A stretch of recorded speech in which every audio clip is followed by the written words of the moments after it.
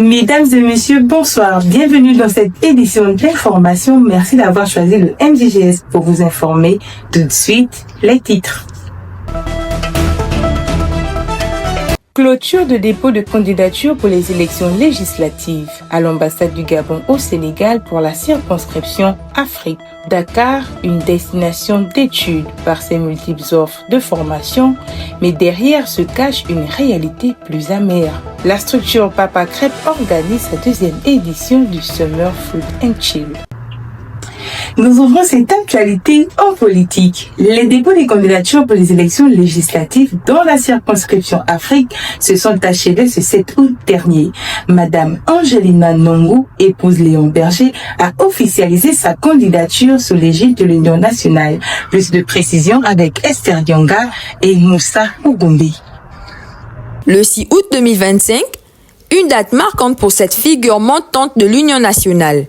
À l'ambassade du Gabon au Sénégal, Madame Angelina Nongou, épouse Léon Berger, a officiellement déposé sa candidature pour les élections législatives dans la circonscription des Gabonais de la diaspora. Elle se présente avec une volonté ferme, porter la voix de ses compatriotes établis hors du pays au cœur du débat national. Écoutez, merci. Déjà, la première motivation, c'était d'accompagner ma communauté gabonaise au sein de toute la diaspora, voilà, de porter leurs préoccupations, mais également de soumettre leurs propres solutions et suggestions.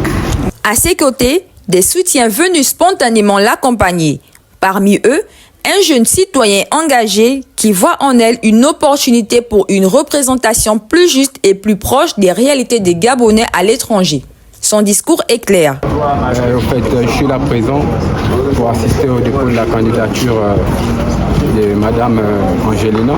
C'est parce que pour moi déjà c'est une première fois que nous devons élire un député de la diaspora. Et donc vraiment j'ai été intéressé par l'idée. Et je me suis dit que je devrais accompagner la dame parce qu'elle porte une vision pour la diaspora. Elle connaît un peu les différentes difficultés que traverse la diaspora. Donc du coup, je me suis dit que je devrais l'accompagner. Une autre voix s'élève également, celle d'une jeune femme, elle aussi membre de la diaspora gabonaise. Pour elle, cette candidature représente un espoir, celui de voir enfin des députés proches de la réalité des Gabonais vivant à l'étranger. En tant que Gabonaise de la diaspora, j'attends des députés de la diaspora justement en accompagnement et qui prêtent l'oreille à toutes les recommandations, les différents jeux, croire sur les propositions, etc. Un dépôt de candidature, mais déjà un geste fort. Dakar devient, le temps d'un instant, le théâtre d'un engagement politique affirmé.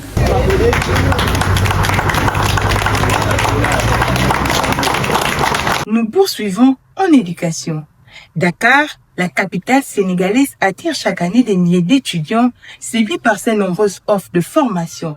Mais pour beaucoup, le rêve se heurte à une dure réalité, celle de la reconnaissance des diplômes. Un problème qui gangrène plusieurs universités du Sénégal.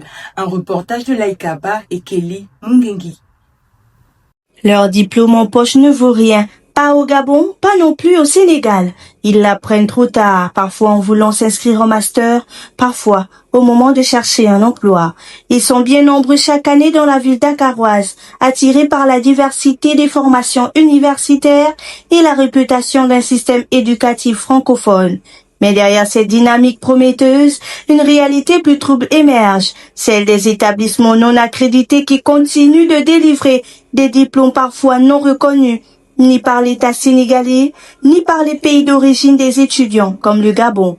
Le chargé de communication de l'ANAQ précise que chaque année, une liste des programmes accrédités est disponible, mais très peu d'étudiants, surtout étrangers, prennent le temps de consulter ces documents publics. Pour avoir une accréditation, CAMES ou ANAQ, il faudrait des promotions sortantes. Donc, lorsque l'école naît, c'est pas évident de dire que la même année, il y aura l'accréditation CAMES ou ANAQ. Donc, ce que je peux dire pour des écoles, entre guillemets, bandites, qui, avec leur promotion sortante et tout, ne font pas le nécessaire pour que les étudiants aient des diplômes reconnus. Vraiment, c'est du banditisme et c'est à proscrire. Il faudrait une assurance. Il faudrait dire aux étudiants la conduite à tenir, le chemin à suivre pour avoir l'accréditation, pour avoir des diplômes reconnus, pour qu'ils puissent sortir de là avec des diplômes qui pourront ou bien qui pourraient être garants de leur avenir. Plus de 350 établissements de l'enseignement supérieur enregistrés au Sénégal pour une cinquantaine qui ont une habilitation. Le conseiller culturel Boukal Oumar nous en dit plus. Au Sénégal, ici, on dénombre plus de 350 établissements d'enseignement supérieur privés, contre 8 seulement qui sont dans le public, contre 8 universités publiques. Alors récemment, en novembre 2024, 58 seulement de ces établissements ont obtenu l'habilitation à délivrer les diplômes par l'Autorité nationale d'assurance pour la qualité de l'enseignement supérieur et de la recherche de l'innovation, ce qu'on appelle encore ANAQ-Sup. Bon, pour qu'un diplôme, normalement, soit reconnu au Sénégal, qu'il soit issu d'un établissement d'enseignement supérieur public ou privé, il faut que l'établissement soit habilité par le ministère de l'Enseignement supérieur.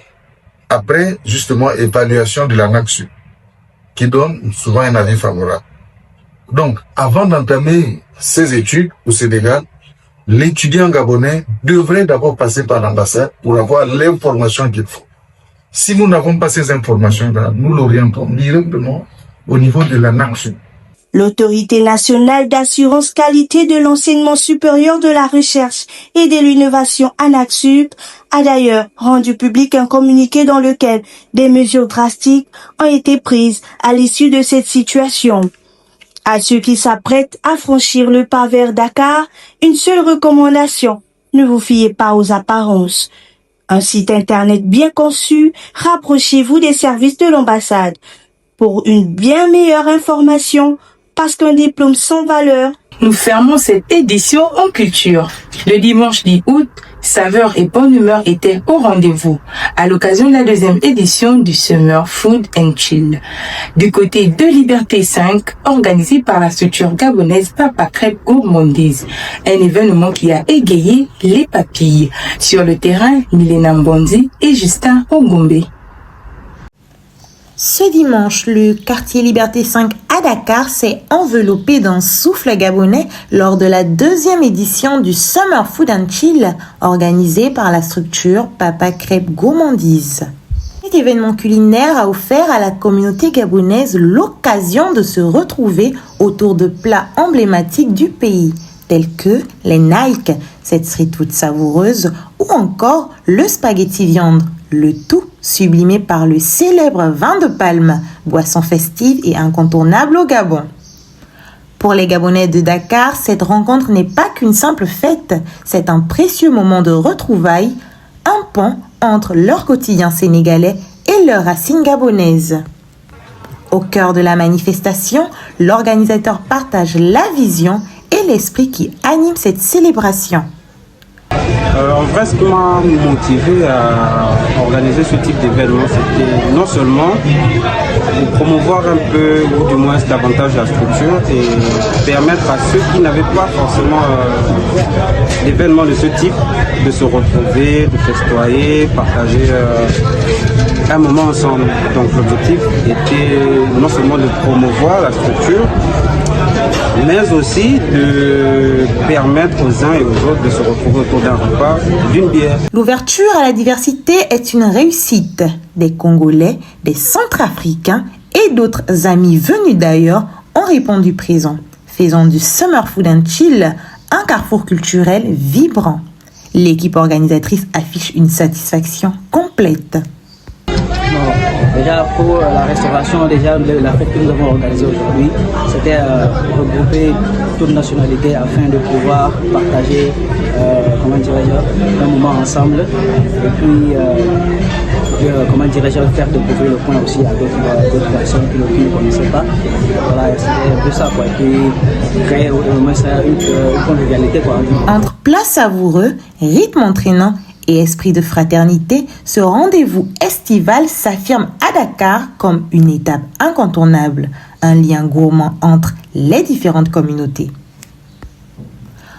Au-delà des saveurs et des rythmes, le Summer Food and Chill rappelle que la véritable richesse réside dans le partage et l'unité des peuples, là où chaque plat devient un pont entre les cultures et chaque sourire une invitation à la fraternité. C'est la fin de notre édition d'information. Merci d'avoir choisi le MJJS pour vous informer. On se dit encore à la semaine prochaine, à la même heure. Sur ce, portez-vous bien.